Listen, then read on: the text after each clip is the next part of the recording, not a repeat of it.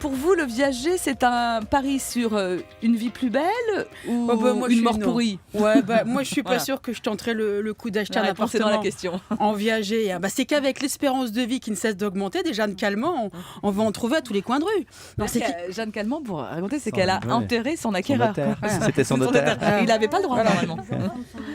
Ouais, toute la clique. C'est qu'il faut pas se tromper de cheval. Ouais. T'as intérêt à être copain avec un gériatre spécialisé dans l'accompagnement des personnes en fin de vie. Si tu veux espérer faire une bonne affaire, tu vas plus chez le notaire. Pas pour un viager. Moi, je vois, j'ai des copines qui ont tenté le viager. Ouais. Elles se sont mises en viager. Elles ont épousé des hommes 2 fois plus vieux qu'elles, qui malheureusement étaient en bonne santé. Elles sont pas sorties de l'auberge. Elles pensaient devoir investir sur 15, voire 20 ans max. Elles y sont encore. C'est que ça s'accroche, ces petites bêtes-là.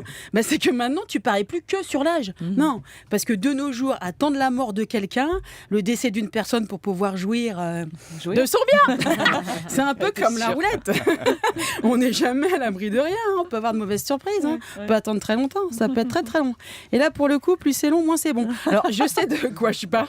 J'adorerais hériter de ma mère. Ouais. C'est un peu pareil, l'héritage et le viager. C'est un peu comme le collier que vous avez autour du cou. Sur Voilà, Europe 1.fr. la différence, quand on y regarde bien, elle n'est pas énorme. L'héritage, comme le viager, on attend que quelqu'un décède pour profiter. Ouais. Alors, c'est vrai qu'avec l'héritage, il y a quelque chose de plus intime. Le futur mort fait partie de la famille. Mais à part ça, c'est pareil. D'ailleurs, le jour où vous vendez votre appartement au viager, à mon avis, c'est comme le jour où vous signez votre testament.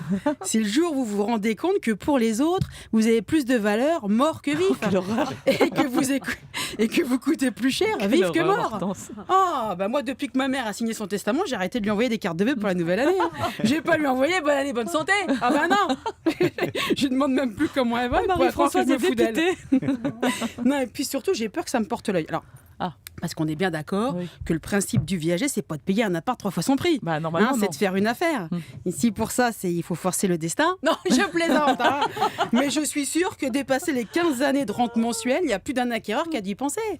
Le viager, c'est tout sauf une œuvre de charité. Et entre nous, le seul bouquet dans lequel on a vraiment envie de dépenser des sous, c'est dans celui qu'on va déposer sa pierre tombale. En revanche, ce qui peut être marrant quand on vend son appart en viager, c'est la tête de ses enfants le jour de l'ouverture du testament. Surprise! J'ai vendu l'appart en viager, j'ai tout claqué, j'ai entubé tout le monde et en plus j'ai vécu 108 ans.